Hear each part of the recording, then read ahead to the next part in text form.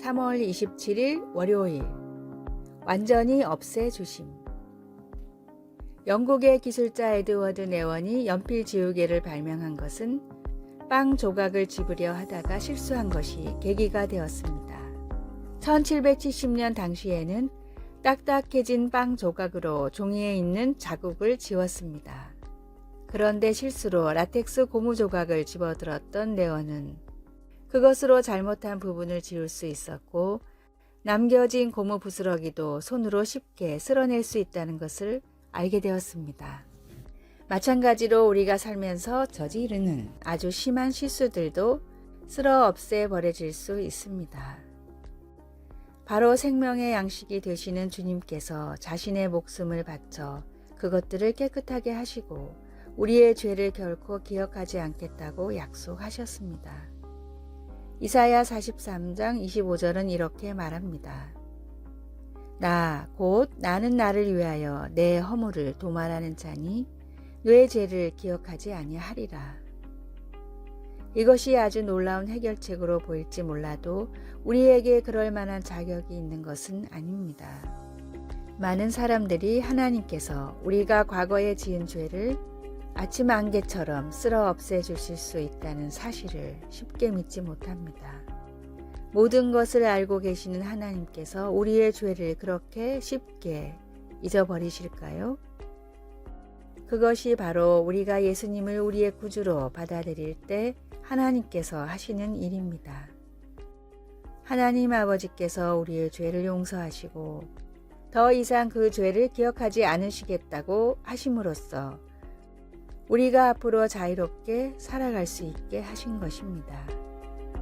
더 이상 과거의 잘못에 끌려다니지 않게 된 우리는 죄의 부스러기까지 쓸어버리고 깨끗하게 되어 지금 그리고 영원히 주님을 섬길 수 있습니다. 말씀, 내가 내 허물을 빽빽한 구름같이 내 죄를 안개같이 없이 하였으니. 이사야 44장 22절. 찬송 255장 너희 죄 흉악하나. 기도, 주님 안에서 새 삶을 살 수 있도록 나의 과거를 지워주시고 묵은 죄들을 완전히 없애주소서. 하나님의 용서가 실제한다는 것을 깨닫게 하시고 그 안에서 기쁨으로 살아가게 하소서. 아멘.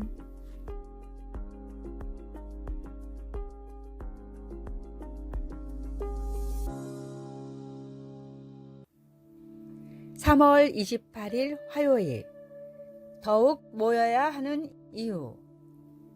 마틴 루터는 제자들에게 항상 모이기를 패하지 말고 서로 권하라 라는 히브리서 10장 25절의 말씀을 중요하게 가르쳤습니다. 그 이유는 사람은 혼자 있을 때 죄를 지으며 우리는 연약하기 때문에 서로를 향한 권면과 기도로 붙들어줘야 하기 때문입니다. 마틴 루터는 이 말씀을 다음과 같이 가르쳤습니다. 대부분의 죄는 혼자 있을 때 짓게 되며 큰 죄일수록 더욱 그렇다. 하와가 혼자 있을 때 마귀가 찾아와 유혹했다. 대부분의 사람들은 혼자 있을 때 살인을 저지르고 물건을 훔치고 성적인 죄를 저지른다. 마귀는 고독을 이용해 사람들을 잘못된 길로 이끄는 속성이 있기 때문이다. 성도들이 함께 모여 있게 되면 부끄러워서라도 죄를 짓지 못한다. 예수님은 두세 사람이 주님의 이름으로 모인 곳에 함께 하신다고 말씀하셨다. 주님이 계신 곳에서 어찌 죄를 짓겠는가? 나 역시 혼자 있을 때 죄를 짓는다. 하나님은 우리를 교제하도록 지으셨고 혼자 있게 짓지 않으셨다.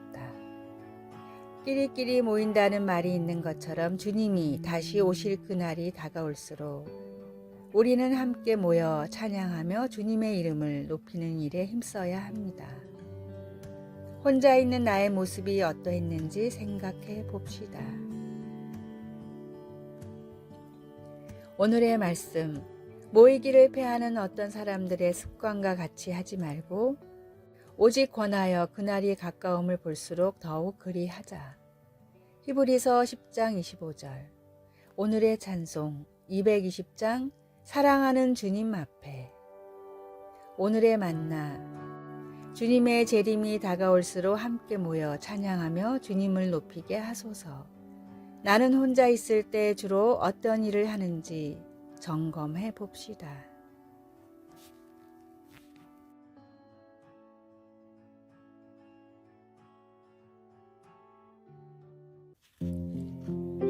(3월 29일) 수요일. 우리를 위한 수공품. 텍사스주의 경연대회에서 입상한 경력이 있는 아주 재능 있는 재봉사 할머니가 있었습니다. 할머니는 사람들에게 인생의 특별한 때마다 직접 손으로 꿰매 만든 선물을 주시며 정성으로 축하해 주시곤 했습니다. 어떤 학생이 고등학교를 졸업할 때는 진홍색 모헤어 스웨터를, 이웃 청년이 결혼할 때는 청록색 누비 이불을 만들었습니다. 할머니가 만든 선물마다 접힌 모서리에는 너를 위해 만든 문나의 수공품이라는 서명 태그가 있었습니다. 그곳에 수놓인 글자 하나하나는 사람을 향한 할머니의 사랑을 담고 있었으며 장래에 대한 할머니의 믿음을 강력히 웅변해 보여주었습니다. 바울은 에베소 교인들에게 보낸 서신에서 이 세상 삶의 목적을 언급하면서 그들을 그리스도 예수 안에서 선한 일을 위하여 지으심을 받은 하나님의 작품이라고 묘사했습니다. 여기서 작품은 예술작품, 즉 걸작품을 말합니다.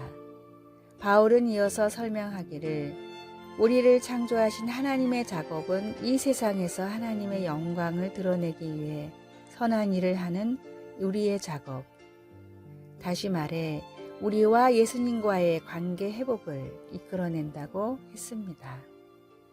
우리 자신의 선행으로는 결코 구원받을 수 없지만 하나님의 손길이 그분의 목적을 위해 우리를 작품화할 때 우리를 사용하여 다른 사람들을 하나님의 놀라운 사랑 앞으로 인도하실 수 있습니다. 문나 할머니는 이웃에 대한 사랑과 함께 이 세상에서 목적을 찾아 살기를 바라는 마음을 전해주려고 바늘에 머리를 대고 수공품들을 만들었습니다. 그리고 하나님은 우리가 스스로 하나님을 체험하고 그분의 작품을 다른 사람들에게 보여줄 수 있도록 손가락으로 우리의 하루하루를 빚으시며 우리의 가슴에 자신의 사랑과 목적을 수놓으십니다. 말씀. 우리는 그가 만드신 바라 그리스도 예수 안에서 선한 일을 위하여 지으심을 받은 자니 하나님이 전에 예비하사 우리로 그 가운데서 행하게 하려 하심이니라. 에베소서 2장 10절. 찬송 454장 주와 같이 되기를. 기도. 하나님 아버지, 저를 손수 만들어 주시니 감사합니다. 하나님 아버지를 세상에 알릴 수 있도록 도와주소서. 예수님의 이름으로 기도드립니다. 아멘.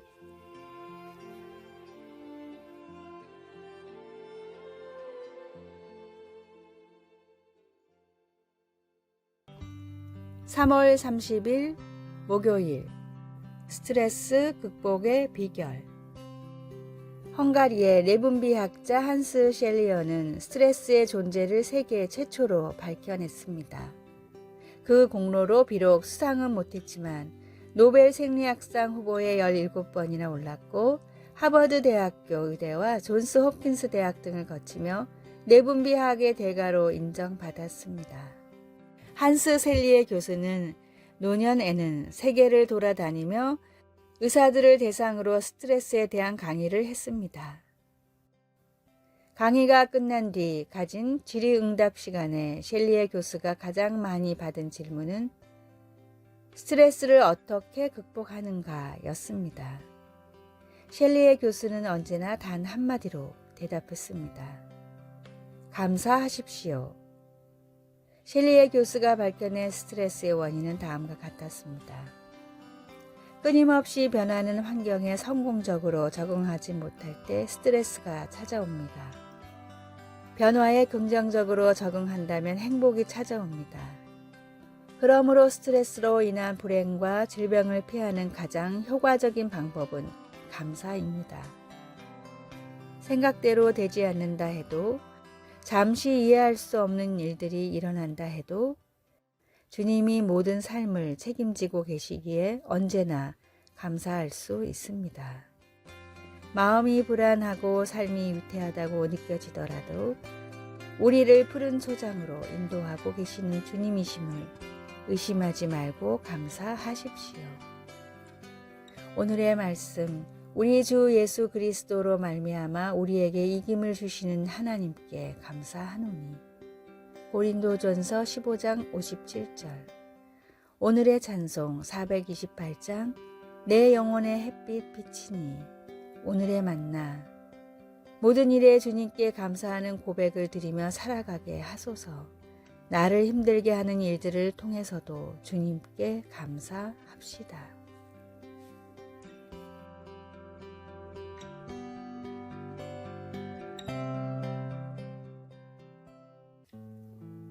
(3월 31일) 금요일. 잘못된 판결의 짐 감당하기.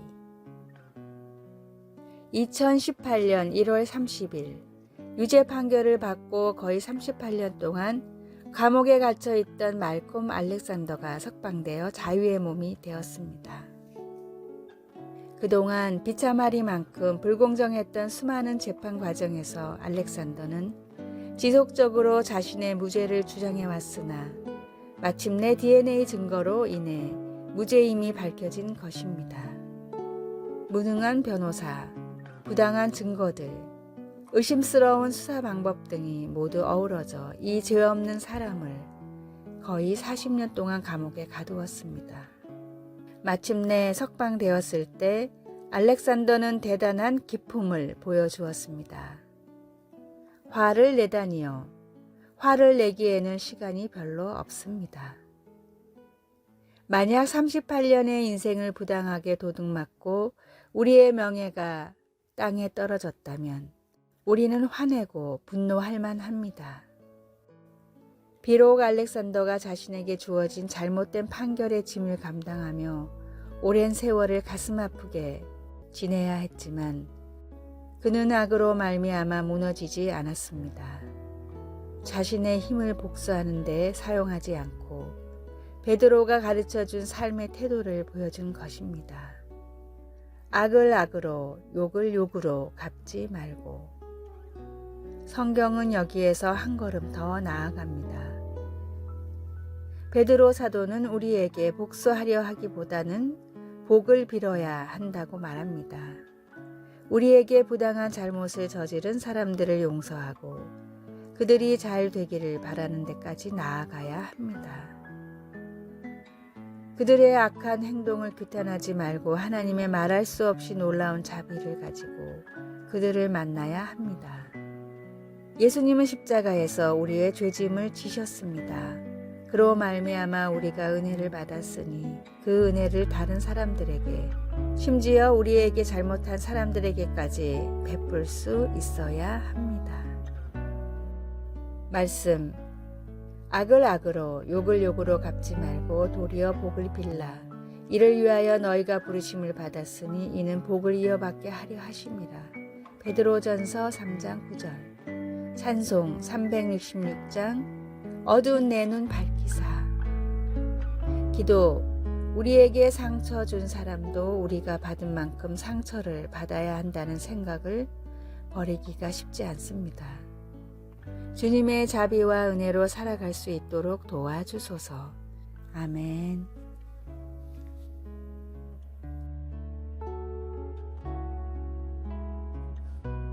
아래의 빨간색 글자 구독을 누르시어 더 많은 전도의 열매를 맺으시기를 기도합니다.